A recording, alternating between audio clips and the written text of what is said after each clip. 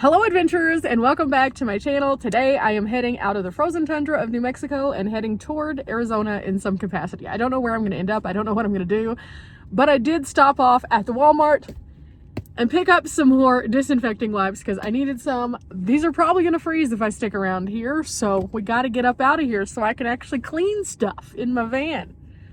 Yeah. If you didn't check out my last video, I talked about the freeze and how I slept and kind of answered a few of your questions about my cold weather sleeping and if my setup is going to work on this trip. And yes it is. I'm so happy with all the work that I put in before I left out. But before we hit the road, I'm going to show you this really beautiful view from this Walmart, and then we're going to get on the highway and see where we end up. I mean, like mountains in a Walmart parking lot. You can't beat that, really. That's pretty amazing. Where I am, it's all flat land. Here, they have beautiful mountains that you can see even from the Walmart. Now, on a cold day like today where there's snow, it's even more beautiful. And so it just made me so happy. I mean, I don't really love being cold, but I love seeing snow. There's something really beautiful about it. And so it just makes you kind of stop and take a breath and appreciate the nature around you. The nature around here is a little bit more limited because I'm in a parking lot. So let's see if we can find a little bit better nature somewhere on the road. I don't know if I'm going to be able to get off the highway because getting off might be dangerous with all the crazy snowbanks and stuff, but we're going to find something today.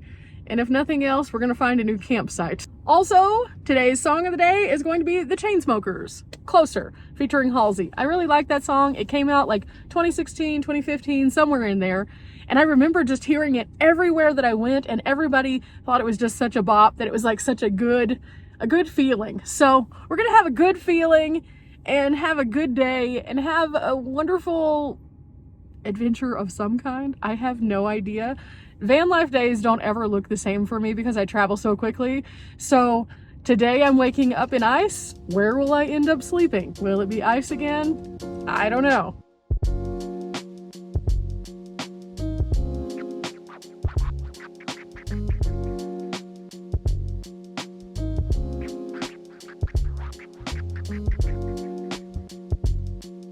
Oh, there's that casino I was going to stay at.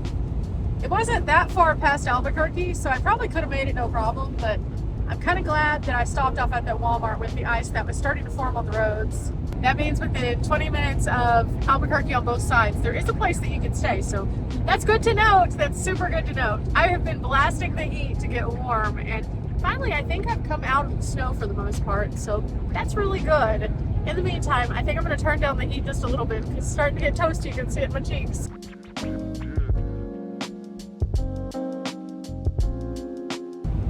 Is that? What is that? Oh my goodness. I'm about to lose it with the bridge, but I think that's a military plane of some kind. I'm outside of Grants, New Mexico, kind of going through it. And let's see, where is it? There it is. It's getting lower and lower and lower. It's huge, whatever it is. What is that? Like, there has to be a place that it's landing that's close because that is very low. Wow. Oh, like seriously though, that is ridiculously low, and it looks like it's just hovering there now. Okay. Check reported ahead on our... Wow. Okay. Yeah, definitely military. Definitely military. I have never seen anything that close to the road. It looks like it was actually hovering over the road for a few minutes. Like it might come down onto it. So I was like, okay. Cool. Now, I'm just trying to get through this section of New Mexico and get away from the snow. And it's still popping up every so often. Whenever I go up in altitude, there's snow. Whenever I come down just a little bit, there's no snow. So I'm hoping that when I get to Arizona, I won't see snow until maybe Flagstaff. I could go to the Petrified Forest. I've been there before. I enjoy it. I have a couple different trips, in fact, that I've been on, but I've never gotten a patch there. So I could do that. I could also stop off in Holbrook. Okay, I decided to stop for a minute because I only have 3 bars and I'm about to go by Gallup and I don't like stopping there. So I stopped off at a Fly and J. This is going to be a great stop off. I'll stretch, I'll go inside, I'll see if they have anything interesting in here, and then I'll get my gas, of course, and then we'll be back on the road. Today is definitely a drivey day. I keep seeing snow. I keep seeing snow. So as I'm seeing snow, I'm thinking, you know, there's some cool things here. I'm going to make a mental note of that, but I'm not going to stop off if I don't know that the road conditions are going to be good. And some of the little offshoot roads are just not in great shape. So I'm not wanting to get out there and be like, ooh, slidey, slidey. Now, for any of you who are not aware of my situation with ice, I've had a fun little go around with ice a couple times. The very first time was when I was still in my car and I went up a mountain and there was a recent snowfall that mostly was not on the road, but there was this one little patch as I came up over the top and I slid backwards and slid into the side of a mountain, literally into the side where I had to get a tow truck. I'm just fortunate I didn't slide off the mountain, because if it would have gone the opposite direction, I might not be here today. So I do not play with the snow. Additionally, I was in a snowstorm whenever I went on a spring break trip with my mom, and it started like little bitty snow, little tiny snow, no big deal. And there was no place to turn around. So I just kept going because I was like, okay, it's not that bad. And by the time that we got to Cloudcroft, New Mexico, it was a blizzard that we got snowed in for like 2 days at this little hotel that we had no intention of stopping off at, but they were the kindest people ever. So as a result, I am very cautious when it comes to anything that has to do with snow, and I just avoid it. So would you guys stop off at some of these places? Maybe. Cool. That's fine. I don't have a 4-wheel drive. I'm not trying to get stuck, and I am not trying to die. I'm going to go ahead and check this while I'm at it to see how much I've gotten up. Okay, 73%. It's not pulling as much as I'd like it to, but we still have a lot of driving to go. Meanwhile, this one's still at 100, and so is the other one.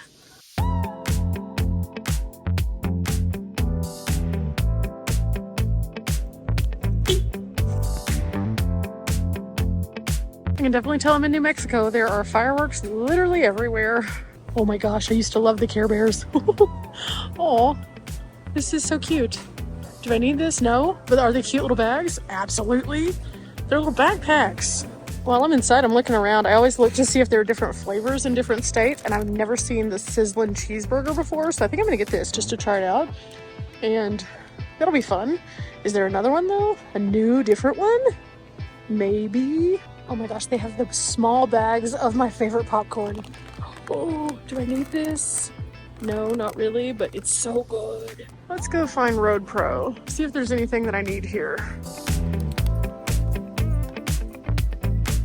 Let's see, magnet. Ooh, there's a patch. That's kind of a fun one. Maybe I'll get that one. Maybe. Are there more? There are also these two. I kind of like this one. I think I might get this one. Let's do that. Sure. And I love this, but I'm not spending $24 on it. It's just fun. They also had this one, which might resonate with a few people. It occurred to me that while I was looking at the Road Pro section, I haven't shown you guys one of the things that I have that I'm going to be using for one of the events that we're going to. It's in my roof box right now, but it's by Road Pro, and they actually had it inside. So I am excited. Also, it is brisk out here. And when you're in the sun, it feels pretty decent, but in the shade, oh my goodness. So I need to add this to my little patch bag, and when I get a couple of them, I'll hang up some patches. I ended up spending about $6 inside. I'm okay with that. I'll scan this later for Fetch to get some points that, again, I'll turn into some Starbucks gift cards because that makes officing a little bit easier. And at some point on this trip, I'm gonna have to office. So that'll pay for my officing. But I forgot one thing I need to throw out, and then we're back on the road. So, Transformers, let's roll out. And get rid of that sound. Oh my gosh, that's terrible. Now, in regards to the chips, that's one of my favorite things about traveling the way that I do is I get to try out different kinds of food in different places.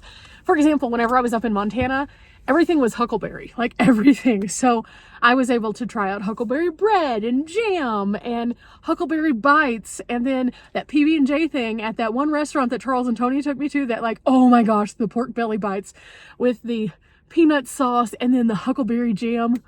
Oh, but that's how every state is. Every state has something that they're known for. In New Mexico, I have tried out a variety of New Mexican dishes. Oh my goodness, they like to manipulate chilies here. And so they use green chilies and red chilies. And it is a variety of deliciousness, but it's an explosion of flavor in your mouth for sure. And so no matter what you get that is New Mexican, and that is their version of New Mexican food. It's not Tex-Mex, it's not Mexican food, it's New Mexican. It's very different.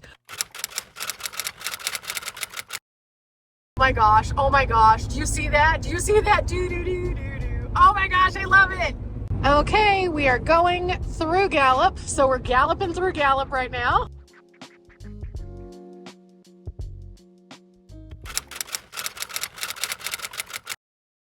Okay guys, I am at a place that I haven't been to since my very first trip through Arizona. I'm stopping off at Geronimo. Now this is a tourist stop that you can stop off at. They don't let you film inside. They do have some really cool turquoise in there though. If you're wanting genuine turquoise, come here, it's amazing. Remember, always shop actual indigenous. But the reason why I came here was because they have some huge petrified wood and I'm so excited. So here's Dimples and here's the teepees, which they have closed off because people were going in them. But then they have an old wagon, a windmill, and all of this is ginormous petrified wood. For reference, yeah, it's huge. Oh, this makes me so happy. The first time I came through here, I came here with Pam, and it was on our very first adventure, and it was so meaningful because we had gone to the petrified forest, and then we came here, and we took pictures on these large logs where we just laying on them. Anyway, I wanted to show these to you, though. They're really cool, so I'm going to show you around a little bit, take a couple pictures, stretch a little bit, get back on the road.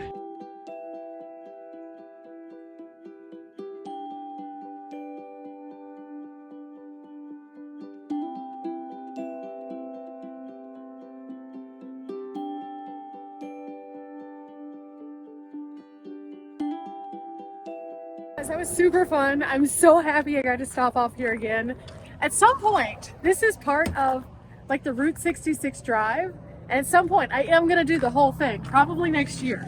But for now, time to get back in the van and head on down the road a little bit further.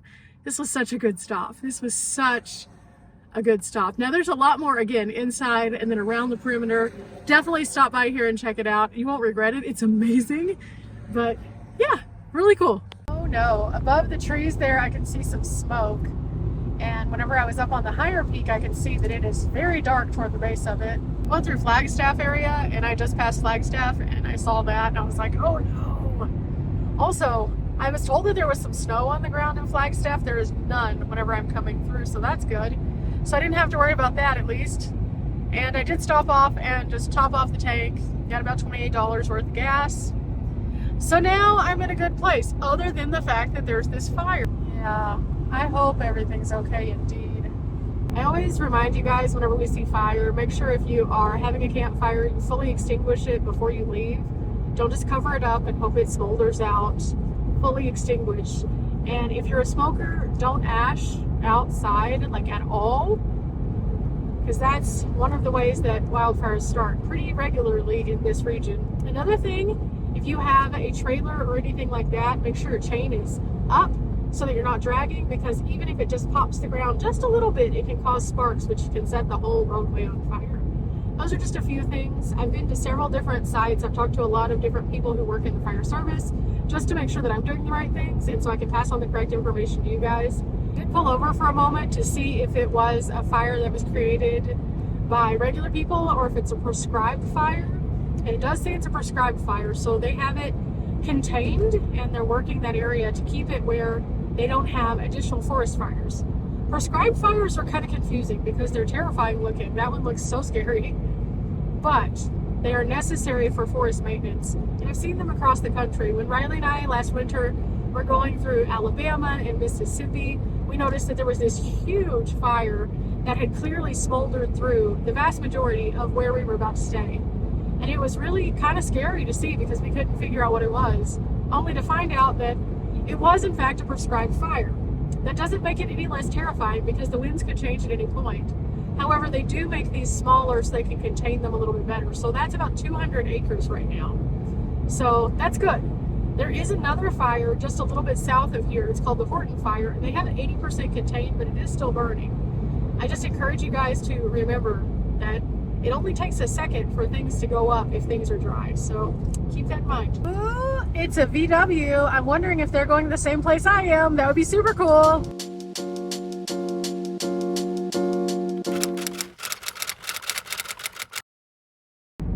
Well guys, another one bites the dust. Another truck stop that I pulled into that I've stayed at before no longer allows camping. This is getting frustrating, definitely, because when I talked to the lady who was outside refilling the napkins, I was like, hey, people used to be able to stay here. She said, yeah, people were overstaying, so we had to stop that. She said people were staying for like 2 to 3 weeks at a time. It's their business, so yeah, they're going to be a little bit different when people start overstaying and trashing the place. I'm seeing this more and more as I come out west in states that are used and abused. And New Mexico and Arizona, because they're typically warmer during this time of year, are definitely used and abused. I'm not saying that it's a thing that can be fixed, because I think some of it is people are desperate for a place. But even if you're desperate, you have to follow the rules. You have to. If you don't follow the rules, those places will not be there for you to continue to use. And that was just confirmed by the worker. She said that after they figured out people were overstaying and leaving their trash out, when there are little trash cans literally by where you can, she said that they no longer are going to be allowing overnighters. Loves has started moving to this RV system now. And there are a few Loves that have already implemented it, and then others that are not going to be implementing it at all, which means there will be no overnighting there at all, unless you are a trucker. And this is just yet another one. But I'm going to see if good old Cracker Barrel is available. If not, I'm going to have to figure out a place to stay tonight. Okay, I'm in a little bit of a pickle. I pulled into Cracker Barrel. There are no vans, no RVs, nothing. There's no indication that I can't stay here, but at the same time, there are none here. And it's a pretty busy area, so normally this is the time when people would be rolling in. They do have 4 RV parking spots. However, there are no people here. So the guy came out and he was doing a curbside. And I just asked him, I was like, hey, question, do you all allow overnighting for those who come in and purchase a meal or something from the gift shop? And he just kind of looked like, And I was like, it's okay if you don't. It's fine. I just need to know that so that I can either go inside and eat and then get set up, or I can like go on, and that's fine either way. And I was really nice to him, and I could tell that it made him kind of nervous to have to answer the question, because I think that they're limiting this more here, kind of like some of the other places along this route. So he felt very uncomfortable, and I could tell, and I was like, it's okay, I can go ask a manager, that's fine. I don't want you to feel uncomfortable. And he was like, no. He's like, well, you might get a knock from the police here because there's been a lot of homeless people here. And he was like, don't take my word for it. If you want to go ask the manager, you can. He's like, but I know we've had a few people who have said that they got a knock and they weren't really pleased because they thought they could stay here. And I was like, okay, that's fine. I'm just not gonna get a knock. That's okay. I'll just move on. I appreciate his honesty. I really do. And I know it made him uncomfortable because it's probably something that is kind of subjective, maybe a hit or miss thing. I've stayed at some Cracker Barrels that were great, and some places were like, you can't stay there. Tuscaloosa, for example, you cannot overnight at the Cracker Barrel in Tuscaloosa, Alabama. We learned that and then drove much further to a different place just to avoid that. And that's just life. Sometimes it's a privilege to be able to stay at these places. It is not something that you are expecting and that they have to do. Also, as I came into Kingman, as I said before, there's a lot of people who are displaced right now, and I think that's probably having something to do with the hypervigilancy of the knocks, probably, because even though I'm in a van by choice, they don't know the difference whenever they walk up to my van if I'm here and I'm just going to stay, or if I'm here and I'm just using the parking lot as it's supposed to be used. And I completely understand that. So, because I do have options and I am an able-bodied person who can just move on, I'm not going to cause stress for myself by getting a knock, and I'm not going to cause stress for the employees by being like, oh my gosh, I can't believe that you as Cracker Barrel won't let me stay here. Because what's the point? It's not their fault. It's not their fault. Most of the times when these things happen, it is the fault of the people who have overstayed, done bad things, or the community itself has put in some kind of like guideline saying there's no internal camping. So I think I'm about to do something crazy. The last time I did something crazy, you guys saw what that ended up being. Yeah, similar outcome. But with that said, you'll see where I wake up tomorrow, and it'll be wild, let me tell you. Remember, we're not here for a long time, but we are here for a good time. Thanks for coming along with me on my regular day, trying to figure out some things in my life. Life is weird out here right now, but it's okay. We're going to keep on pushing. Till next time. Bye.